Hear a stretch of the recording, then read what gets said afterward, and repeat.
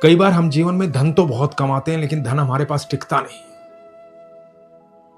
आइए इस प्रसंग से जानते हैं कि धन हमारे पास टिकेगा भी और जीवन में तरक्की भी बहुत होगी।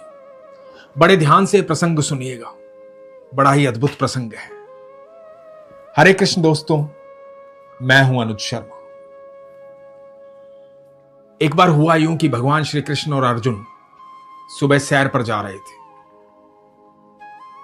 अक्सर भगवान श्री कृष्ण और अर्जुन सैर पर जाते थे। तो एक दिन सुबह जब वो सैर पर जा रहे थे तो एक भिक्षु भिक्षा मांग रहा था।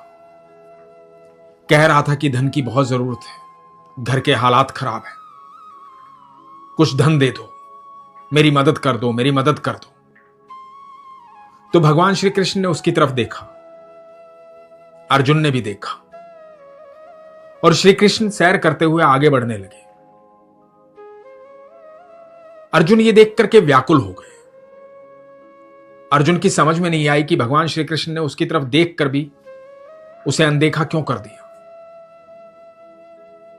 अर्जुन रुके। अर्जुन ने कुछ सोने की अशर्फियां निकाली और वो सोने की अशर्फियां उस भिक्षु को दे दी और कहा कि चिंता मत करो, सब ठीक हो जाएगा। वो सोने की अशर्फियां लेकर के वो भिक्षु बड़ा प्रसन्न हुआ, अपने घर की तरफ जाने लगा। मन में सोचने लगा कि कितना अद्भुत दिन था, कितनी अच्छी सुबह थी कि एक व्यक्ति आया, उसने मुझे सोने की अशर्फियां दी। मेरा तो सारा जीवन कट जाएगा इसमें, इससे और धन कमाऊंगा, बड़ा घर बनाऊंगा, गायें लूंगा, खेती करूंगा, जमीन खरीदूंगा। बहुत सारी बातें सोच रहा था। अपनी पत्नी के लिए अच्छे गहने लूंगा। ये सब कुछ सोचते सोचते चल रहा था।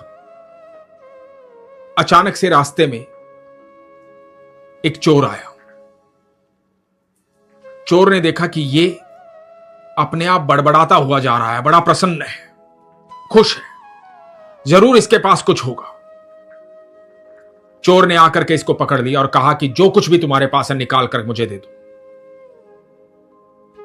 अब ये भिक्षु घबरा गया, मरता क्या ना करता। वो जो सोने की अशर्फियां पास में थी, मजबूरन उस चोर को देनी पड़ी। अपनी जान बचाई और अपने घर की तरफ चल पड़ा। चोर भी अशर्फियां लेकर के चला गया। अगले दिन सुबह भगवान श्री कृष्ण और अर्जुन रोजाना की तरह फिर से सैर कर रहे थे। उसी स्थान पर वो भिक्षु फिर से बैठा हुआ था।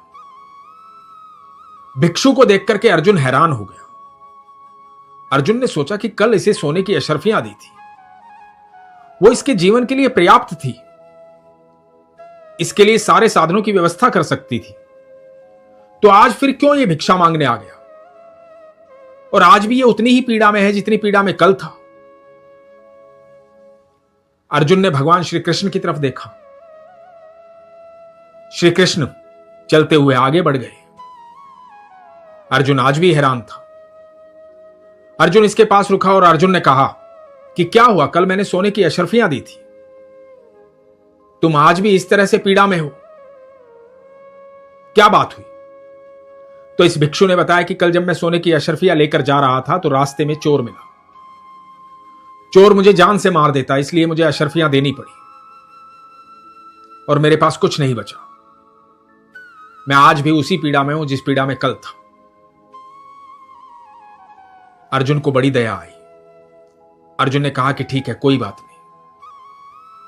अर्जुन ने अपने पास से उसे एक हीरा दिया और कहा कि इसे रख लो, इसे बेचकर तुम्हारे जीवन के सारे संकट दूर हो जाएंगे, पर्याप्त धन मिलेगा, जिंदगी में खुशियां ही खुशियां रहेंगी। अब चिंता मत करना, फिर कभी यहां दिखाई मत देना, कभी भिक्षा मत मांगना। यह भिक्षु बड़ा प्रसन्न हुआ, अर्जुन का आभार प्रकट किया और हीरा लेकर के चल पड़ा। अब ये हीरा लेकर के जा रहा था तो रास्ते में सोच रहा था कि ये तो अच्छा हुआ अशर्फियां जो है उस चोर को देनी पड़ी, क्योंकि हीरा तो बहुत कीमती है, इससे तो बहुत धन आएगा, बड़ा घर लूंगा, बड़ी जमीन खरीदूंगा, खूब खेती करूंगा, आराम से रहूंगा, ऐशो आराम से रहूंगा। अब जीवन में कोई दिक्कत नहीं होगी। अपने ख्यालों में अपने घर चलता हुआ जा रहा था। हीरे को बड़े संभाल के रखा था, कभी रास्ते में कोई चोर ना मिल जाए। पूरा रास्ता कट गया था, घर पहुंचा। घर पहुंचने के बाद सोचा कि अब शाम हो गई है, हीरे को सुरक्षित जगह रख देता हूं।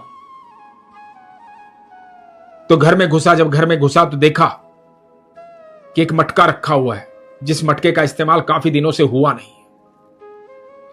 उस मटके में उस हीरे को छुपा दिया, अपनी पत्नी को भी नहीं बताया, और जाकर के आराम से सो गया, यह सोचते हुए कि कल जब हीरे को बेचकर धन आएगा तो मैं क्या क्या करूंगा। बड़ा खुश था, बड़ा प्रसन्न था, थका हुआ था, गहरी निद्रा में सो गया।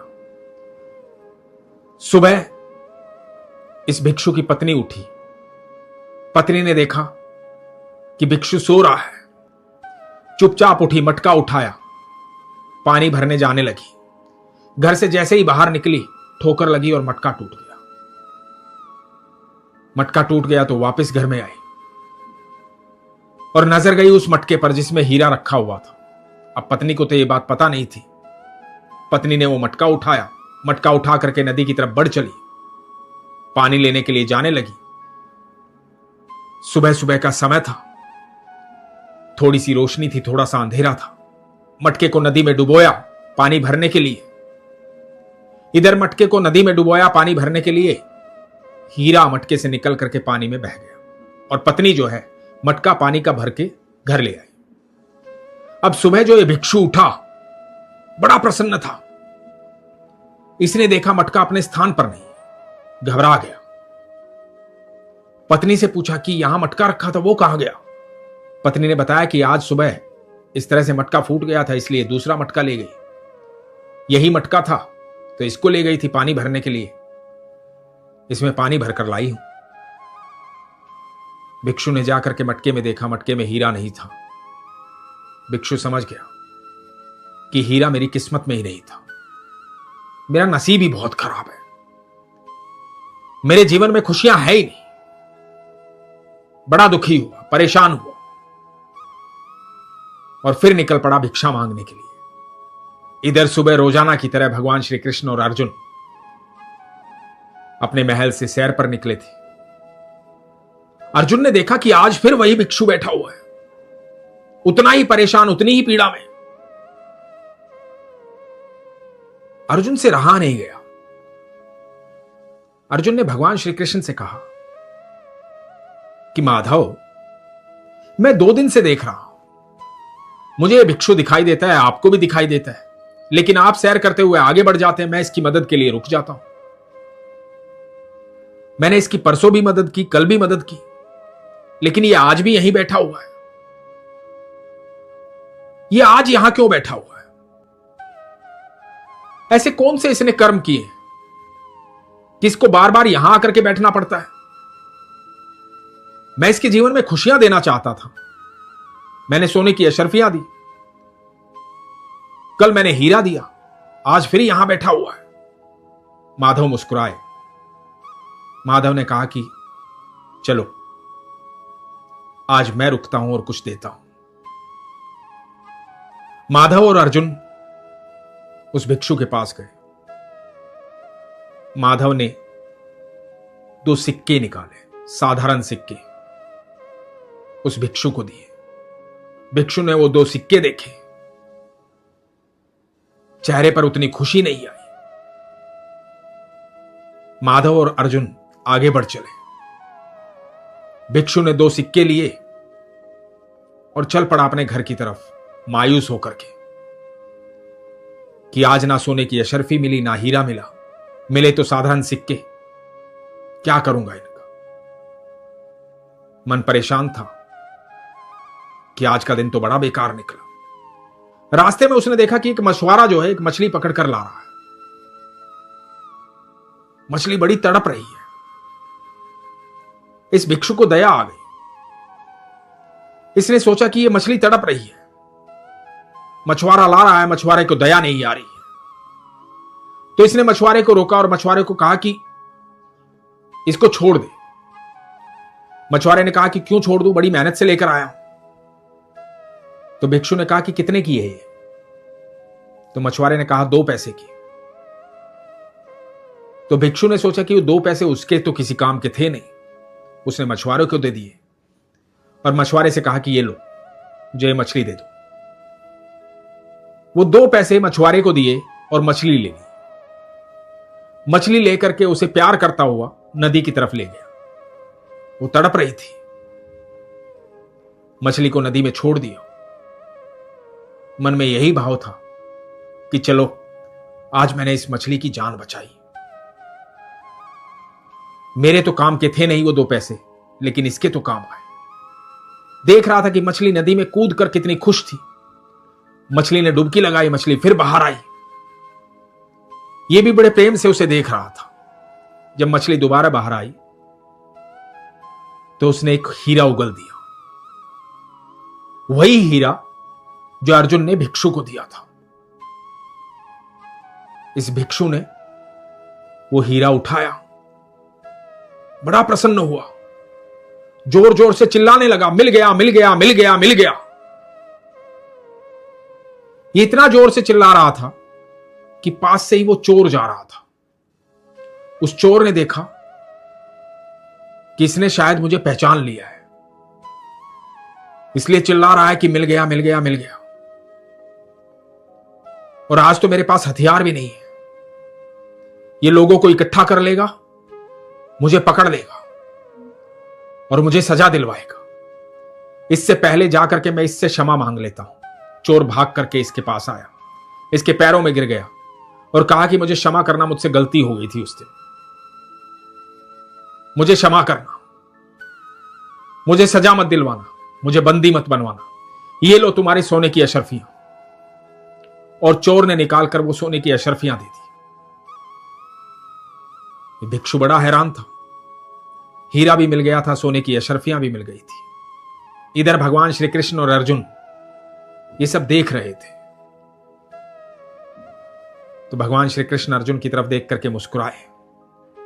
अर्जुन ने कहा कि प्रभु मैं आपकी लीला समझा नहीं। तो भगवान श्री कृष्ण ने कहा कि जब तुमने सोने की अशर्फियां दी तो इसने सिर्फ अपने बारे में सोचा, अपने परिवार के बारे में सोचा, इसने अपनी तरक्की के बारे में सोचा, जबकि वो सोने की अशर्फियां इसके लिए बहुत पर्याप्त थी। इसलिए वो सोने की अशर्फियां इससे छिन गई। अगला दिन आया, तुमने इसे हीरा दिया। हीरा प्राप्त करने के बाद भी ये स्वार्थ के बारे में सोचता रहा।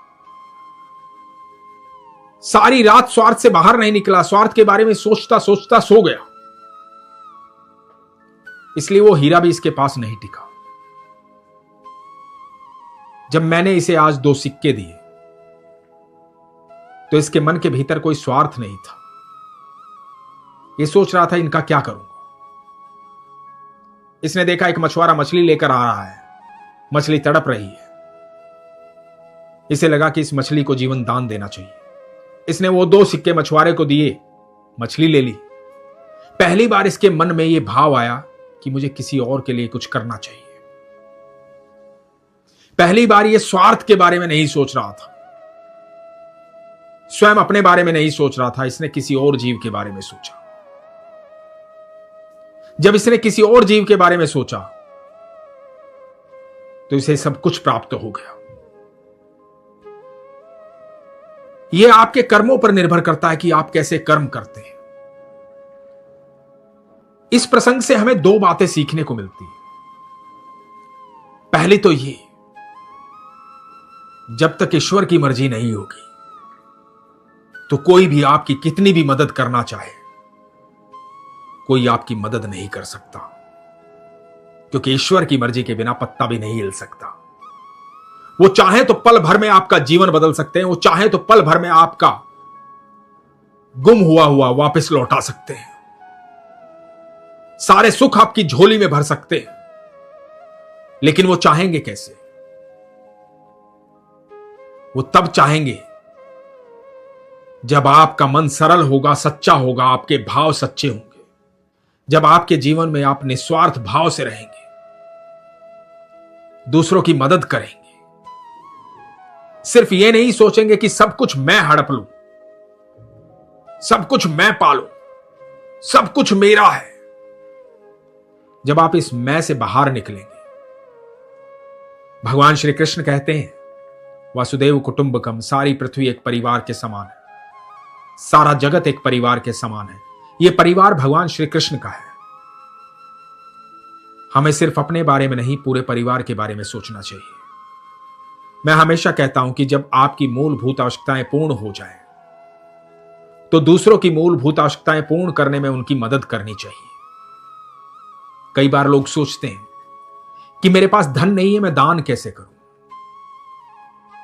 दान करने के लिए सिर्फ धन की आवश्यकता नहीं होती, मन के भाव की आवश्यकता होती है।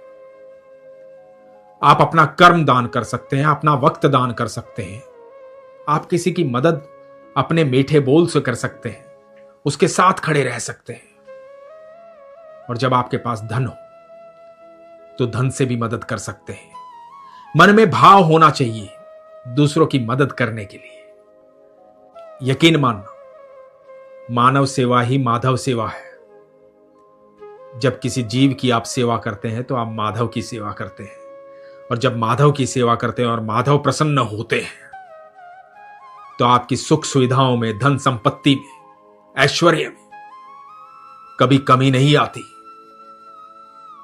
लगातार उन्नति होती है, मन प्रसन्न रहता है, सुख की नींद आती है, सारे संकट दूर हो जाते हैं, हर समय सकारात्मक ऊर्जा रहती है। भाव सरल होना चाहिए और विश्वास पक्का होना चाहिए। इसलिए हमेशा कहता हूं, अपने विश्वास को मजबूत रखिए, अपना ख्याल रखिए। हरे कृष्ण।